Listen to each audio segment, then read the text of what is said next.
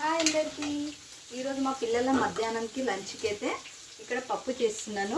పప్పులోకి ఇక్కడ ఆనపకాయ మునక్కాయ అయితే వేస్తున్నాను. ఇవి ఆయిల్లో అయితే ఫ్రై అవుతున్నాయి. ఇవి ఉడికిన తర్వాత అయితే పప్పులోకి అయితే వేసుకుంటాను. పప్పు ఆల్రెడీ మొత్తం రెడీ అయిపోయింది. పప్పు అయితే మసులుతుంది. ఇప్పుడు ఇక్కడ అన్నం కూడా రెడీ అయిపోయింది వేడివేడిగా.